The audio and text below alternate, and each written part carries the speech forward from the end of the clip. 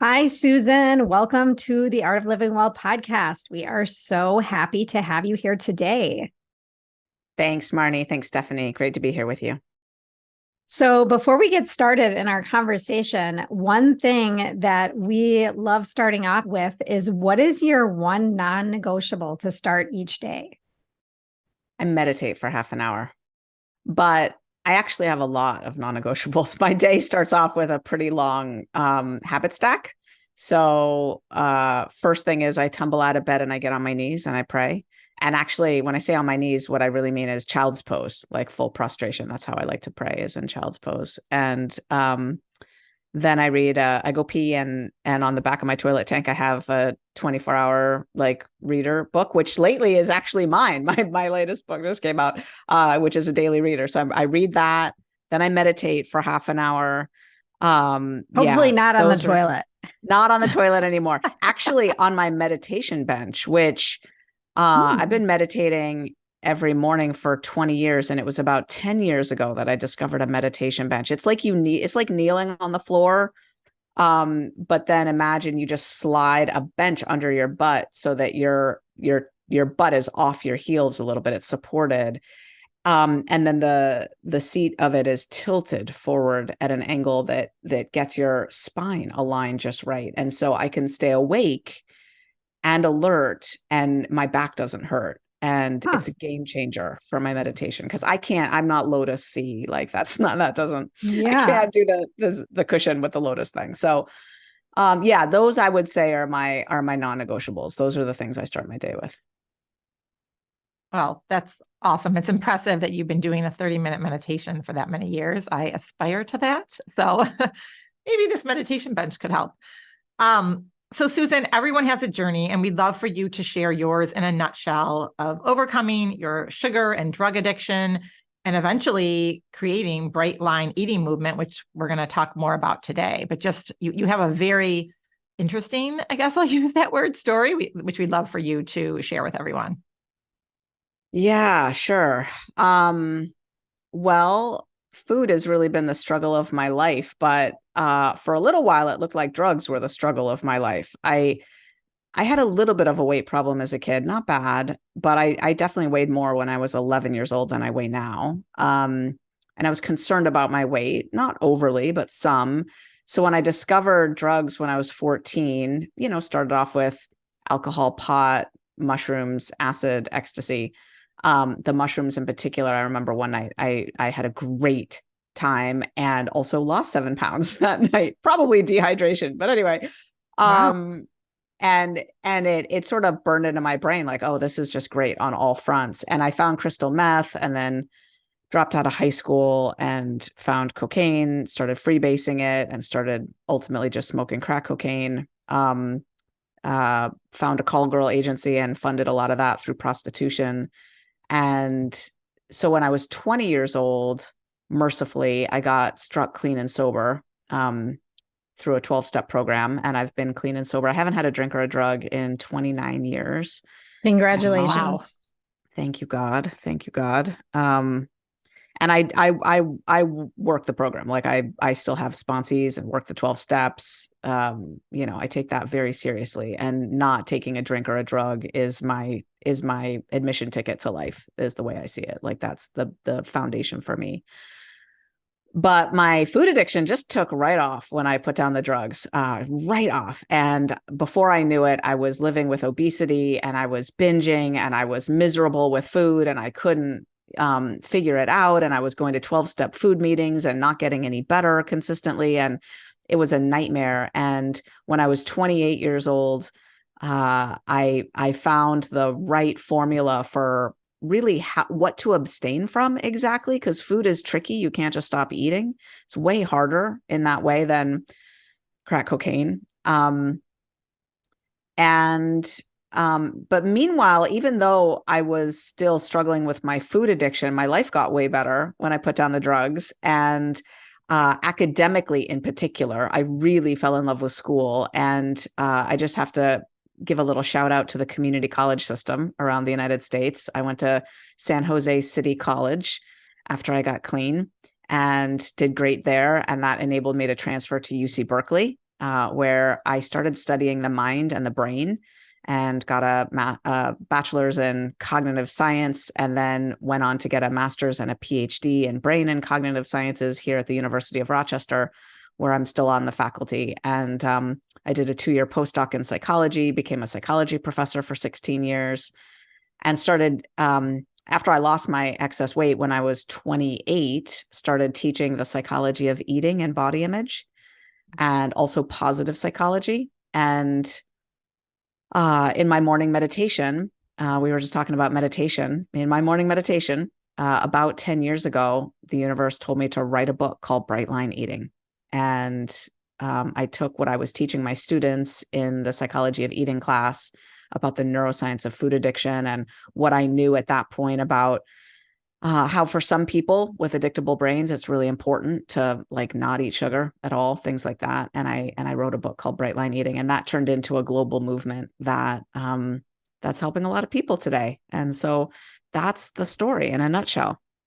That is unbelievable to me. I mean, just the fact that you were using drugs like cocaine, and I think you said crystal meth and crack, and those are some serious drugs, Right. Those are hardcore drugs. And that you were able to get yourself clean by 20 years old, get yourself back into school, get a master's degree, get a PhD, like amazing. Congratulations on all of that.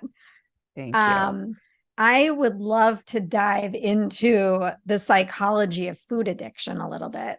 And I'm wondering if you can talk about that, and maybe talk about how food addiction can hijack your brain and then, lead to those eating patterns that aren't so healthy. Yeah. So food addiction is real. If you look at a brain scan, the same areas that are affected by crystal meth addiction, crack cocaine addiction, alcohol addiction are affected by ultra-processed food addiction. It's the same pathways. It's the same condition or disease, if you will. And just like not everyone who drinks alcohol in their life will become an alcoholic, not everyone who eats ultra-processed foods will become a food addict, but food addiction is pretty prevalent. And my research shows that roughly 1/3 of the population is pretty susceptible to food addiction, like really susceptible to it. 1/3 is moderately susceptible. And interestingly, 1/3 of the population is not susceptible at all. And, these are folks, I was just reading, there was an article that came out in the Wall Street Journal that someone sent me that was just all about how when you try to abstain from sugar altogether, it just makes you crave it more. And that a better approach is to give yourself full permission and make sure to have lots of candy around so that you never, feel like you need to overindulge because it's always there. And that, you might indulge for a bit, but then you'll get tired of it and it'll just become really moderate and like a second thought. But I really think that there's two kinds of people in this world: people for whom scratching the itch scratches the itch, and people for whom scratching the itch makes the itch itchier. Mm-hmm. And for me, having sugar around is not a strategy for healthy living. It's just not. And the brain research bears that out, right? Dopamine downregulation is a real thing, and it causes overpowering cravings for a lot of people. And just like I would never try to smoke crack in moderation, I don't try to eat sugar in moderation either. Well, and you brought up that article too, and there's a lot with intuitive eating, or like as parents of kids, those parents, you'll hear parents say, oh, well, I want to have the food in the house because I don't want them to go to the party and all of a sudden be eating, the kid in the corner that's eating 3 pieces of cake and all the Doritos because I don't have it at home. But to your point that everyone is different, I think there's no, it's bio-individuality. And just like we talk about a lot on this show, there's no one approach that works for everyone. And I love that you're elevating this fact that yes, for some people, you wouldn't just say, oh, I'm going to, smoke crack once a week and that's okay. That's moderation. I'm living, 80-20. No, right? That doesn't work. Yeah. So I just think that this needs to be elevated. And I know I think I've heard you say before that you've even like tested your genes, and how does your genetic makeup potentially impact this addiction? Well, addiction is certainly genetic. It Yeah. really is. It also is environmental. So a high adverse childhood experiences, or ACE score, increases the likelihood of addiction as well. And we know that from mice. You can take so you can control the genes of mice, and you can have a litter of what should be non-addictable mice, like they have no genes for addiction. But if you rear them in abusive conditions, that some percentage of them will turn into little addict mice. So we know that it's both genetic and environmental. You raised some really important points in what you just said. One that I just want to highlight is that the whole notion of moderation really depends on the entities involved, right? The moderate amount of cyanide for a human being is none. And the moderate amount of sugar for me is none. Like I just don't do well with sugar. And so as much as I've tried the intuitive eating experiment for me, and I really have like hired experts and tried to make that work, it just doesn't work for me. When I give myself permission to eat all foods, it escalates and I find myself not able to stay in alignment with the way I'm eating. And it just, in contrast, when I eliminate the foods that drive me crazy, I feel completely free, like utterly free. I'm not missing it, wanting it. I'm like a non-smoker who hasn't had a cigarette in 10 years. I'm not thinking about it anymore. I'm over it already. I've moved on. It makes me think about just listening to you talk about it. Like, so yourself, right? Like you've gone through all these experiences and figured out what works for you. But like, I have 3 kids. Stephanie has 3 kids. Like, and I have 3 kids. I have addiction in my family. Mm-hmm. My father is a recovering addict, and I do not believe I have an addictive personality, although I've never allowed myself to like get thrown into something so that I don't know. I don't think I do. But as a child growing up, you have to figure out like what works for you. You said sugar does not work for you, hands down. And it would be so cool if we just knew, right? Like growing up, if we just knew what worked for us, or, you said a third of the population is very susceptible and a third is moderately or can't have sugar at all and whatever, like, trying to figure that out and then live your life accordingly seems daunting in itself almost, right? It's like you have to go through it to figure it out, unless you're just saying, I'm leading a life of absolutely no sugar, which for a lot of families is very difficult. Yeah. So there is a quiz. If you are an adult and you've lived enough life to have a sense, there is a quiz that's pretty simple. It's at foodaddiction.quiz.com. And it's very simple to find out where you're at in that 1/3, 1/3, 1/3 scheme. You're going to get a score from 1 to 10. The lower third, I would actually say, is a score of 1 to 4. And I would say the middle is actually pretty small. It's like 5 and 6. And then the upper third is going to be 7, 8, 9, 10. And that's just my experience working with a lot of people who've taken that quiz is, you might consider 4 in the middle. Yeah, maybe it's 1, 2, 3, 4, 5, 6, 7, 8, 9, 10. And so it can be pretty easy, but you bring up kids, and I have 3 kids too. And I don't make my kids abstain from sugar. They're on their own path. And I'm kind of with those parents who say, I don't know that it's that helpful to make your home the purest food environment in the world, because I do agree that then it just creates sneak eaters. I think that, to be honest, I think feeding kids in this food environment is just about the hardest thing imaginable. I mean, you're damned if you do, damned if you don't, right? Like you go to a restaurant and the kids' menus are all ultra processed foods. They're going to go to a birthday party, and then the cake, the pizza, and the ice cream is all going to be partnered with the excitement and the thrill, and it's just terrible, right? And I just want to put a plug in for us societally to really take a look at that, because we are living in a world where, right now, 3 billion people are living with overweight and obesity. It's about to be 4 billion before we can even just blink our eyes, and it's climbing unabated.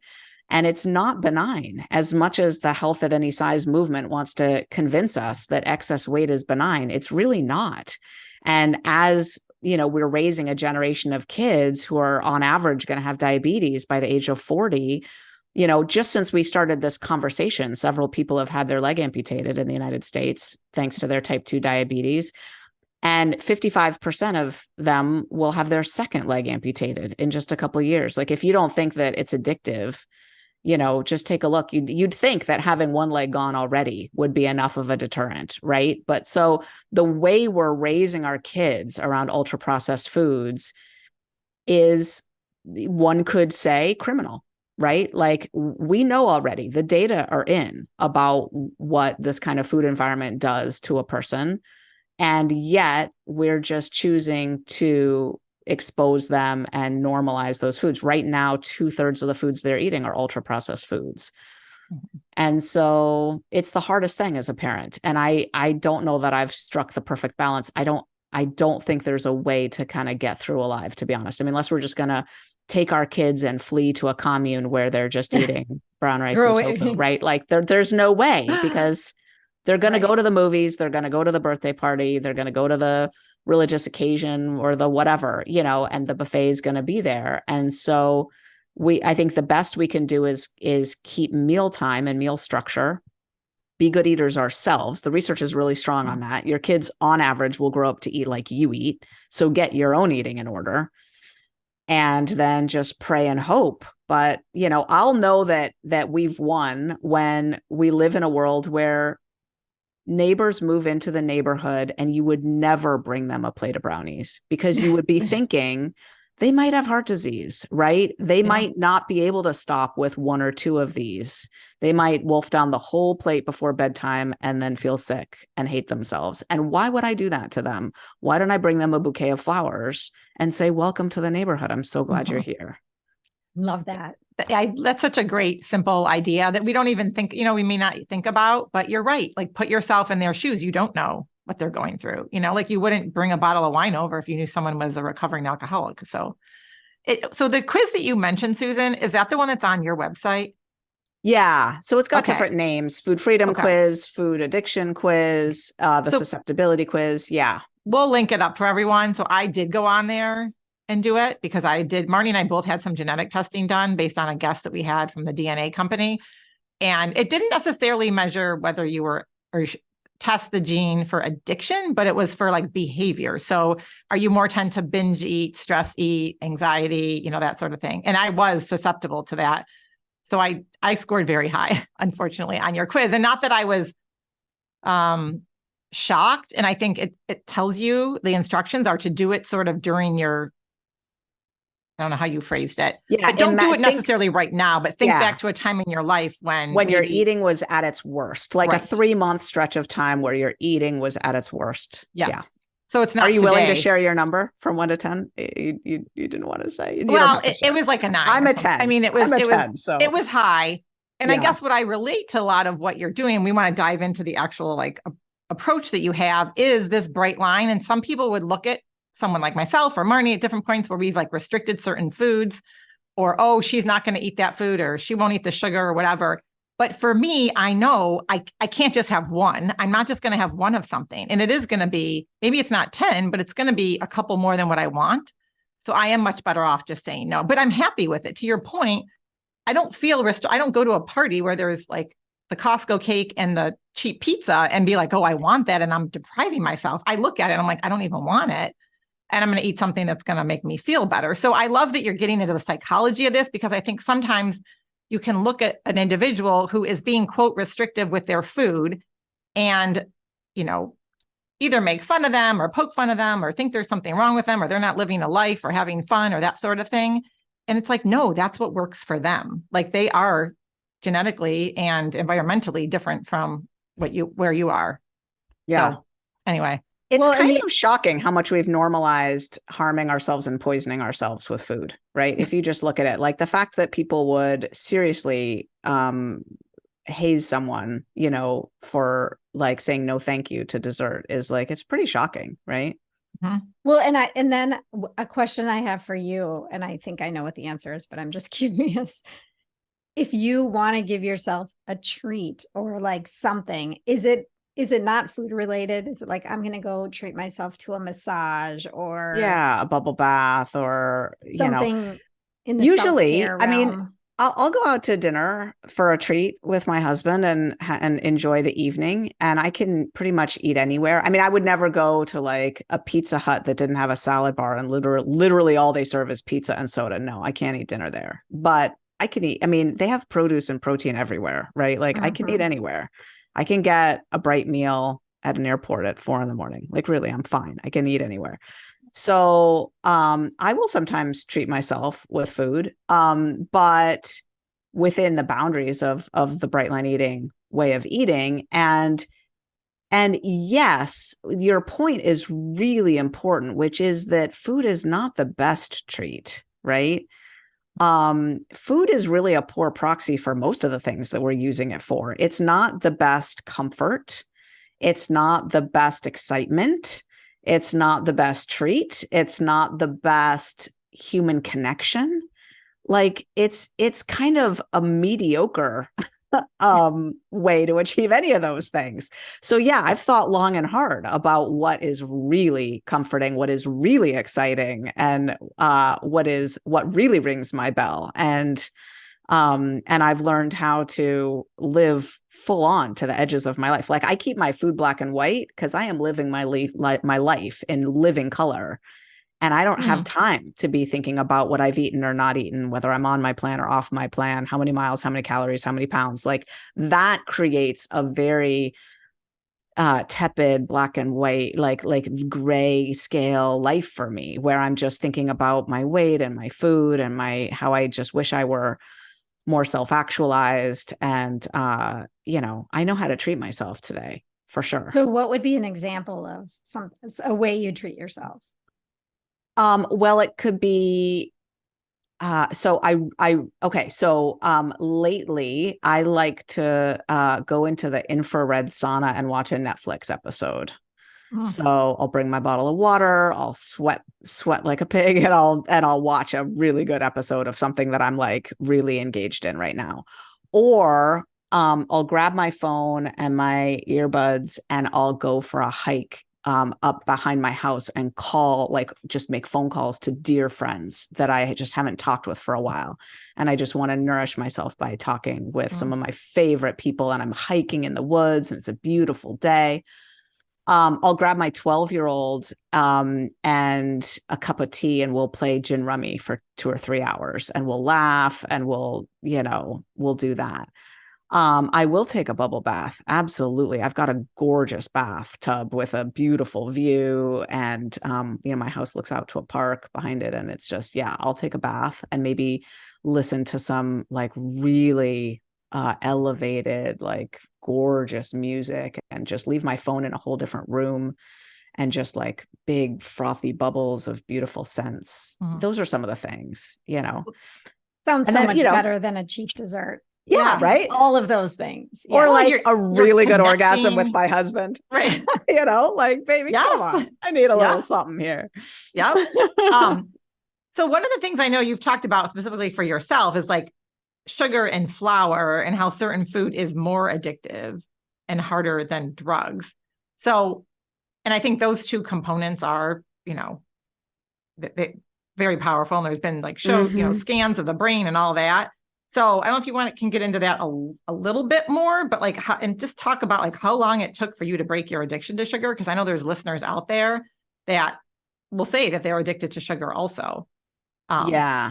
So I have data on this actually over thousands and thousands of people. Cause we have, tens of thousands of people who've signed up for the Bright Line Eating Bootcamp now. And we've collected data on them. So we know how long it takes for the addiction to go away on average.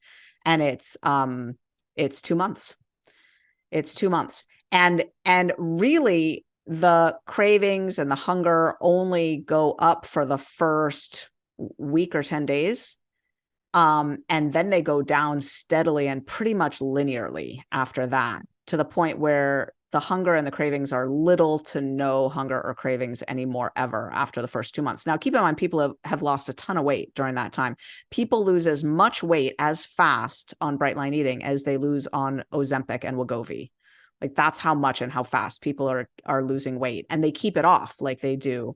As long as they keep taking Ozempic and Wegovy, they'll keep it off. But with Brightline Eating, they keep it off. We have a 6-year follow-up study that we're doing right now, but we've published 2-year data with no weight regain, not even a pound of weight regain on average in the cohort over 2 years. And just to say, of course, some people regain some weight, but some people keep losing weight, right? So it offsets. So in the cohort, no weight regain on average. And most people keep their initial boot camp weight off forever. Would you say that the program is more geared towards overweight people as opposed to maybe someone that's, skinny fat, or, you know what I mean? Like they're skinny naturally, but they're eating a boatload of sugar and it's still not healthy for them? I would say our program is primarily targeted at people who are 7s, 8s, 9s, and 10s on that food addiction susceptibility scale. So it's a scale from 1 to 10. It's not about the body type. Okay. It's more about the addiction piece. Someone who's low on the addiction scale, but has a bunch of weight to lose, they can use Brightline Eating to lose that weight, and it'll work. If they want a structured way of eating, if they're like, you know what, I just need to lose this weight and I'm willing to submit to the Brightline Eating approach. I just want this weight off, but they'll feel a little bit like a fish out of water just with how much the program orients as a recovery journey from addiction, right? And they'll be like, yeah, that doesn't really apply to me. I'm just here to lose weight. Interestingly, people who are underweight are almost as likely as someone who's living with extreme morbid obesity to be addicted to food. So it's really not about body size. It's about addiction. I think that's a really important point to make, because I think there's a lot of adults and parents that have kids that are like, oh, my kid's addicted to sugar, but they're an athlete and they're running around and the kid's like this big. And so doctors aren't worried about it. No one's talking to the parent about your kid's sugar addiction when you go for a pediatric visit, right? They're just looking at their BMI, their body weight, whatever. That's a really important distinction. It's not talked about enough. Yeah. And you held up your finger this big, like a skinny, like one finger's width of body, right? Like skinny. Yeah. Well, and I just want to throw out one more point then. There's a lot of young girls walking around with like anorexia and various eating disorders. I mean, they definitely, or I shouldn't say definitely, but most likely have some sort of food issues, food addiction issues, control issues. Totally. Would this type of thing work in that scenario? Yeah, totally. So I used to teach the psychology of eating and body image in college, right? So I've got 18, 19, 20, 21, 22-year-old students in my class. And I would always do this exercise at some point during the semester. I would draw a big circle on the board and I would say, this is a pie chart. And this graph here represents all of your life's focus, what you're spending your time on, what you're thinking about, what you're doing, what you're intending to do, everything you're thinking, feeling, doing, focusing on this. Okay. That's the big whole pie chart. Now divvy it up.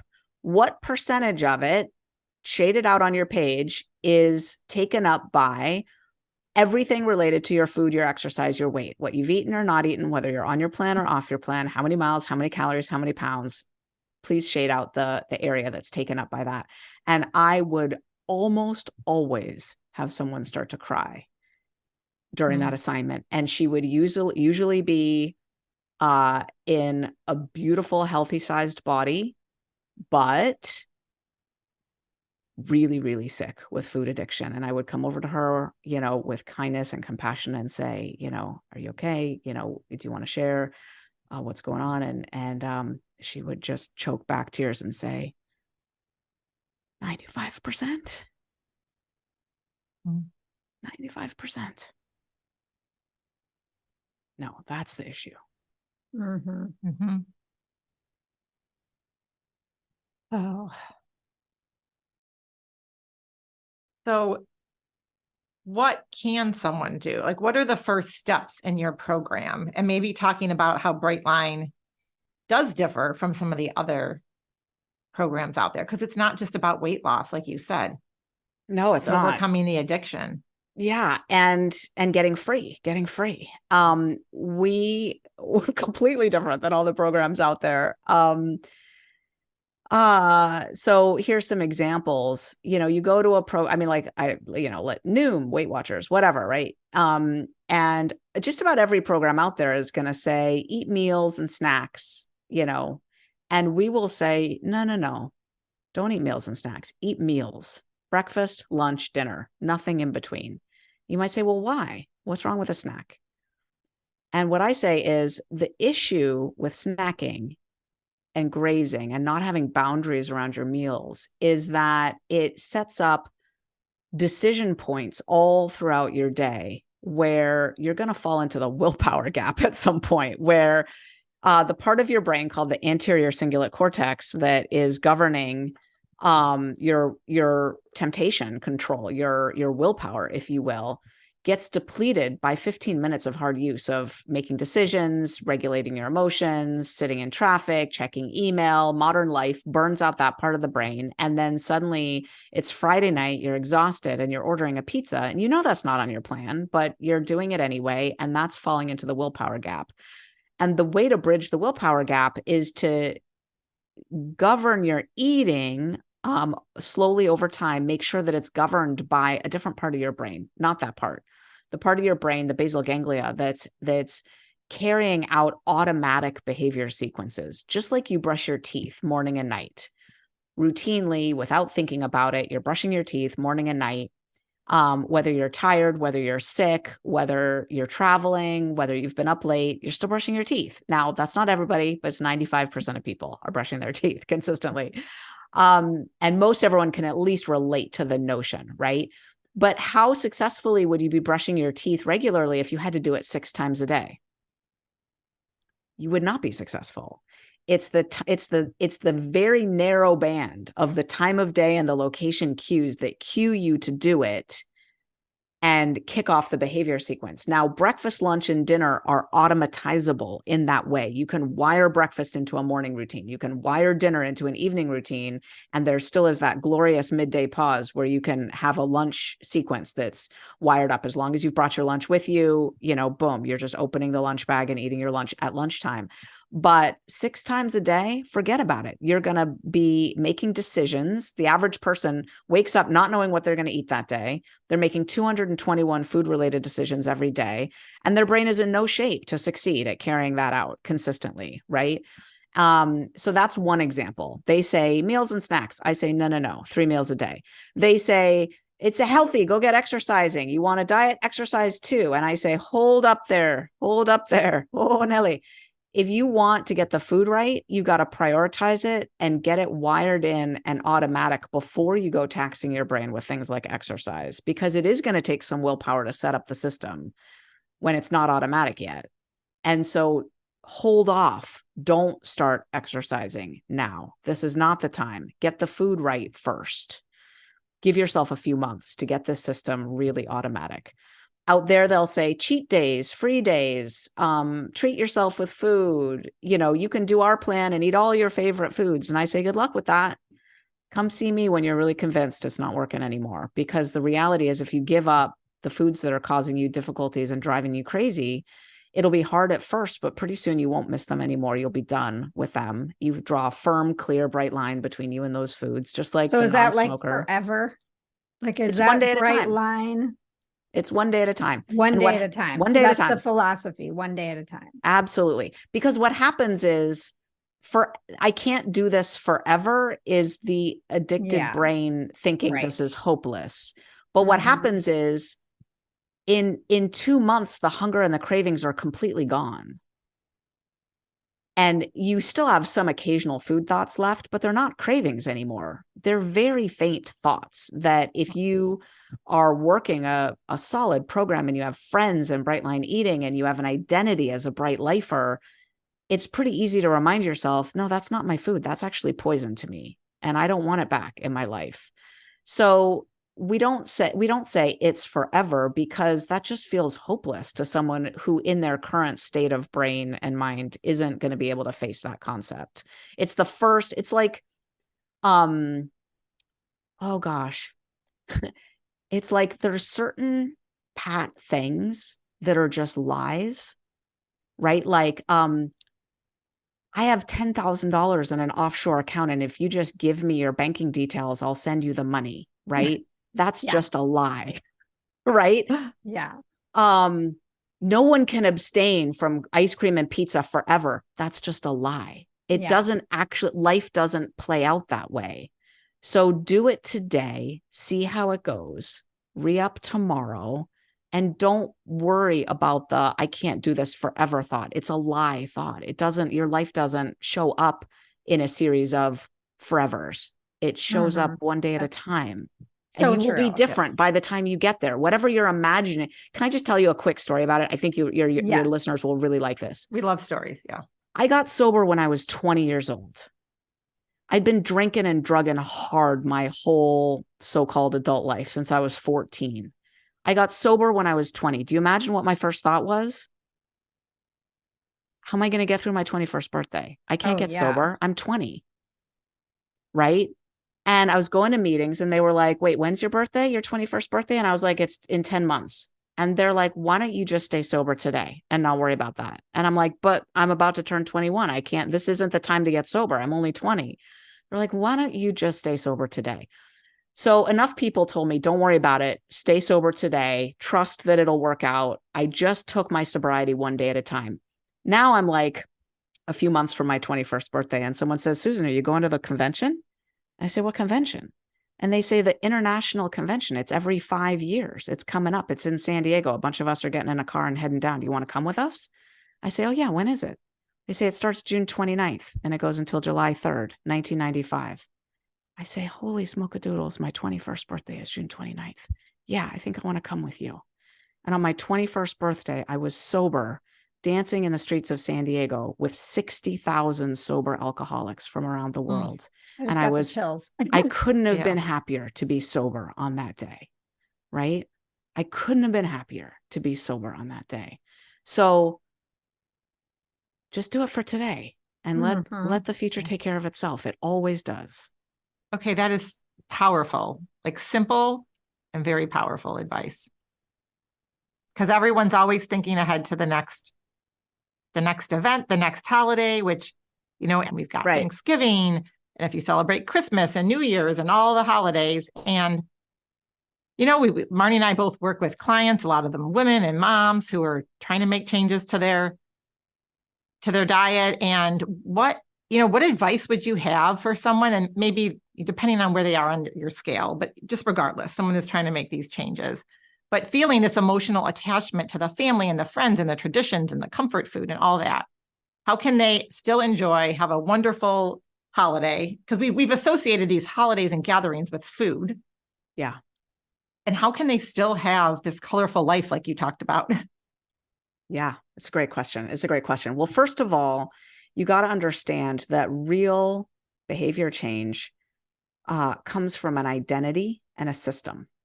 You have to really be someone who does a certain thing. Like a vegetarian just doesn't eat meat, even on Thanksgiving, right? Because they are a vegetarian. And the system that they use is that they don't eat meat, but that's, for a food system, you need more than that, right? For the whole Bright Line eating system. But true to your point, November is Thanksgiving, and then December is the whole holiday rigmarole, and then it's New Year's Eve with champagne and things, and then it's February, which is chocolate season, right? And then before you know it, it's like 4th of July parades and picnics, and there's those foods, and then it's your birthday in there somewhere, it's your husband's birthday in there somewhere, it's your mother-in-law's birthday in there somewhere, it's your kid's birthday in somewhere, then you got friends coming in from out of town, and before you know it, you're going away for the weekend, and then there's the cruise coming up, and then it's the holiday season again. So if you can't stick to a food plan because there's something special on the calendar, you are consigning yourself to a life of failures and restarts, breaking and resuming over and over again, right? The only way out of that pattern is to become someone who just eats the way they eat at all occasions, right? Unless you happen to be one of these blessed people that can eat a little bit at one of these occasions and then get right back to a sane, healthy way of eating. I'm assuming that you're not that or you wouldn't be, I mean, maybe you are, right? But the people who come to me are not that. It doesn't work out for them. And so our biggest boot camps always start in October, and we carry people through the holidays in our boot camp. And there are our most successful boot campers, and they demonstrate to themselves that they can stay bright one day at a time through the whole holiday season with the Bright Line Eating Boot Camp happening and surrounding them.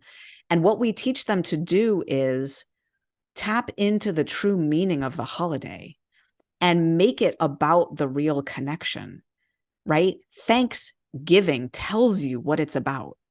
It's about gratitude and service. And so show up and really, really be attentive moment to moment to what you're grateful for. Really be of service. Look for who's sitting alone. Play with the kids. Fill the drinks. Peel the potatoes. Go talk to someone you haven't seen in a long time and say, what's new in your world? What's got your attention in life these days? If you're going to a December party and you don't know anybody and you feel like a fish out of water, play a game with yourself and say, on the drive home, I will remember 5 people that I met tonight and 3 things about each of them, and I will remember their names as well. And go around and look for who else looks awkward and introduce yourself to them and really listen to what they have to say. And if you've forgotten their name already, ask them again. Say, you know what? I forgot your name. Will you tell me again? And you can get through a party like that and come home. You know, you've eaten your protein and your produce. You get into the car. You feel like $1,000,000. You maybe made a friend, maybe not, but you're putting your head on the pillow feeling so grateful for the holiday season.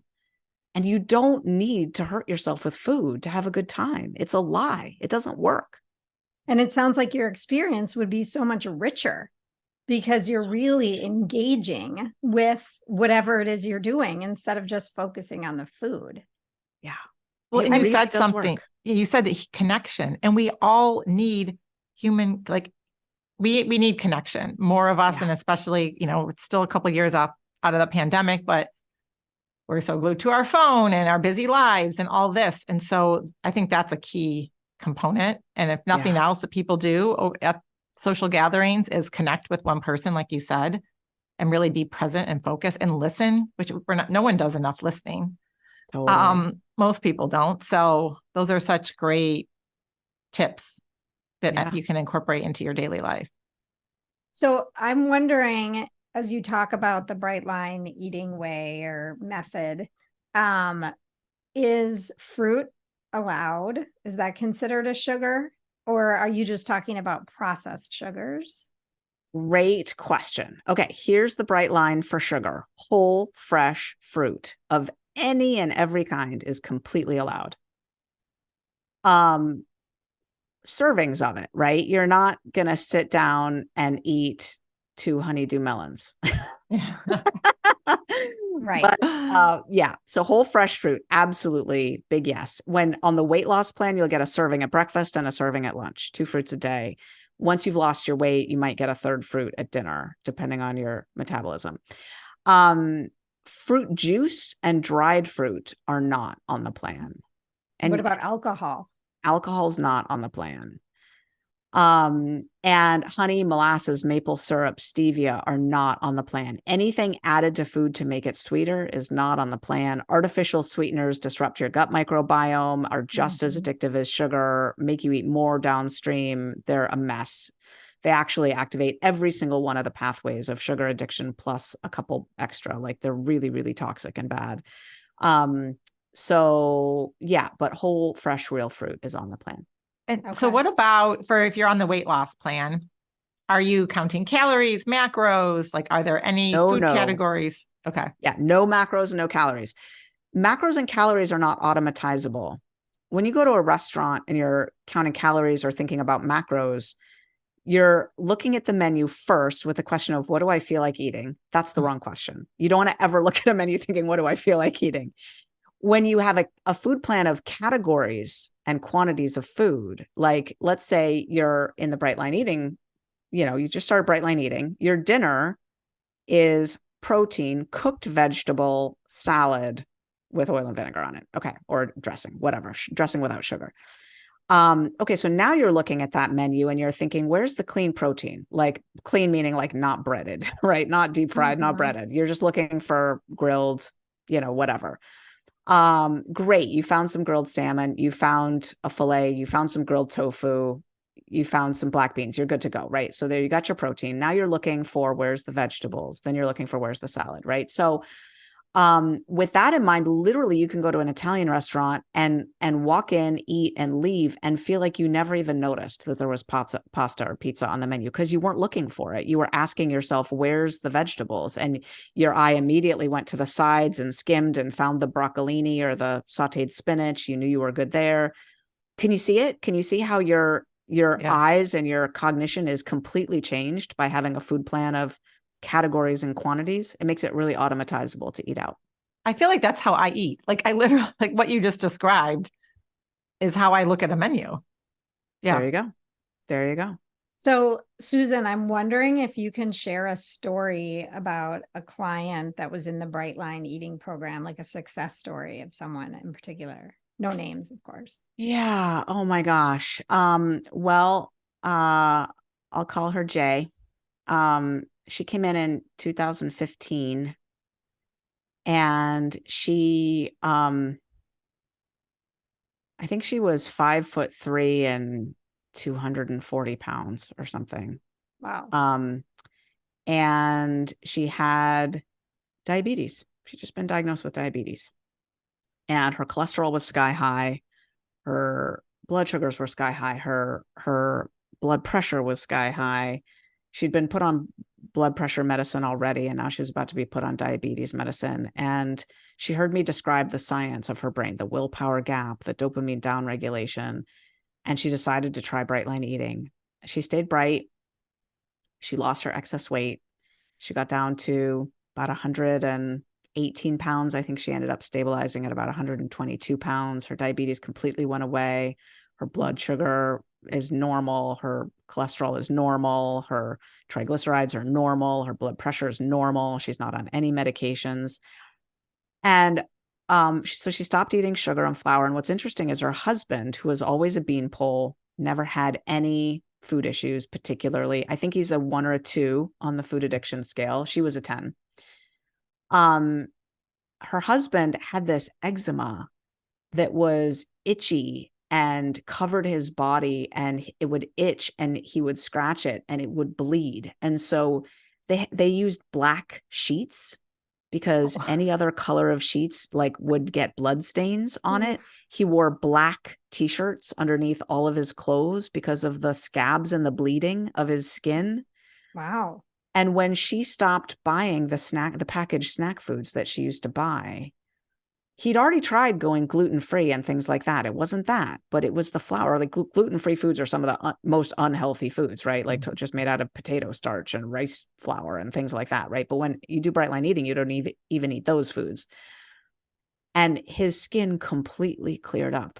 And I went to visit them at their home in California. And he just looked at me with tears in his eyes and he said, I never, ever would have tried the dietary changes. But just since my wife stopped buying these foods, I stopped eating them. I didn't really care.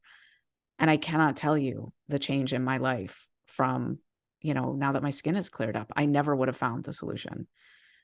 So there's a story. Wow. That's extremely moving. And yeah, and wonderful. I mean, that must feel so amazing to you that you could have such an impact on someone else's life. And 2 people with one, it's. Yeah. And it's just like for parents out there, if you're looking to make changes, think about the profound impact that you could be having on your spouse, your partner, your children by just making some small changes. Yeah. And it's not to say it's easy either. I was just going to say, like, this is not easy stuff. It's not easy, but if I may, I'd just like to wrap up by sharing some published studies. I've shared some of it, like the fact that our weight loss results look just like Wegovy and Ozempic, right? Which is stunning. Yes. It's the only behavioral program that can say that. Published results in the Journal of Nutrition and Weight Loss. That's amazing. But we also published a study with 4,509 participants, a very large sample size. With participants of every age, right? From late teens all the way through early 80s. And the data showed that in Brightline Eating, people in the second half of life, people in their 50s, 60s, 70s, they lose weight as fast and as easily as people in their 20s and 30s on Brightline Eating. Wow. And we all know it's harder to lose weight the older you get, right? So what gives? What's happening? Well, the issue with weight loss after menopause or menopause is estrogen, right? Estrogen, women have more estrogens, and estrogens plural because it's a class of hormones, right? Men have some, but less. And it just tanks after menopause. It just goes way down. And estrogen has a facilitating effect on insulin, the fat storage and fat release hormone. And if you're eating processed foods still, you really need your insulin to be very effective to manage that. When you stop eating sugar and flour and you do Brightline Eating, suddenly that levels the playing field. And all of a sudden your body is losing weight like you're 20 years old again. So that's remarkable. And then lastly, I just want to share a study that we did looking at what we call the psychosocial outcomes of doing Brightline Eating. So this is like, yeah, you lose a lot of weight, your hunger and your cravings go down, your peace and serenity with food goes up, but what else changes in your life? Well, what was notable about this study was how big the effect sizes were. So every effect I'm going to tell you right now was so massive. I don't know if you know anything about statistics or scientific results, how they get published, but it's like P less than 0.00001. Like what that means is that the effect is so large, it's whopping. There's almost no possibility that it's due to chance. Like it's a huge effect. So here's the huge effects. People's happiness and quality of life goes way, way up. People's energy levels go way, way up. People's feelings of being loved, supported, and connected and not lonely anymore go way, way up. People's depression goes way, way down. And people's days of poor mental health go way, way down. And so then that was already exciting enough, but we were curious because COVID had just happened and we were still collecting all these data. We were curious, would it still be true for the people who started the Brightline Eating Bootcamp in April and May and June of 2020 with all that they were going through? So we analyzed the data for that subset of people and compared it to people who'd started the bootcamp well before or well after that. And you know what we found? It stunned me. We found that not only was it true for them, but the effects were significantly greater still, like significantly different and even more. And it just shows that doing something like Brightline or doing Brightline Eating in particular, I guess, builds in an incredible resilience against hardship. Wow. That's amazing. Yes. Congratulations. Like those are amazing results. And absolutely. So Susan, as we wrap up this conversation, where can people find you, buy your book, which is great? You kind of touched on it in the early part of the conversation. Here's one book. But I love it's just like a one day, like you said. Oh, you have four books. I have four books. The first one, Brightline Eating. The second one is a cookbook. The third one is Rezoom, which is all about relapse, what to do when you relapse, how to orient toward relapse, and how to inoculate yourself against a pattern of chronic relapse. And then the fourth book is The Daily Reader. Yeah. Yeah. The Daily Reader is great, though. I love books you can just pick up and read a day. There's a quote, there's a short paragraph, and then there's a kind of little snippet at the bottom. So where can people find you, learn more about Bright Eating, take the quiz, follow you, all the things? All the things at brightlineeating.com. BRIGHTLINE, brightlineeating.com. Yep. Fabulous. Awesome. And we'll link all that up in the show notes. And Susan, one question we like to ask all of our guests is, what does the art of living well mean to you? Well, I guess in light of everything we've just been talking about, it's to thine own self be true. It's really knowing yourself and living in accordance of what exalts you, what serves you best, and what brings your heart, soaring every day. And for me, it's a fair bit of structure and it's a lot of human connection. And it's eating bright. It's eating bright. When my food is handled and my weight is handled, everything feels like it's going to be just fine, even if it's a really hard day. And when my food is off, no matter how great the day, I can be at, my best friend's wedding. It's a beautiful day. But if I'm in the corner, feeling like I've just had one too many cookies, like I am not having a good day. So yeah, know thyself. I think that's great Beautiful. advice. Yes. Well, thank you so much. Yeah. This has been fascinating. I'm sure we could have talked for like another hour. Easily. Yes. Well, have a great day. And thank you for doing all this work. Thanks, yes, Mary. it's much needed. I think there's a lot of listeners out there that are really going to resonate, and I honestly feel a bit of relief. Yeah. Because there is a science behind it. There is a psychology behind it. There is something with your brain and your environment that has happened that has put you where you are today. And there's hope. I think more than anything, this conversation is very hopeful. So, and I'm going to go take that quiz because I haven't taken it yet. Yeah. Curious. Yeah. And we'll link that up in the show notes. Yes, we will. Cool. All right. Thank you. Thank you. Bye, everyone. Bye-bye.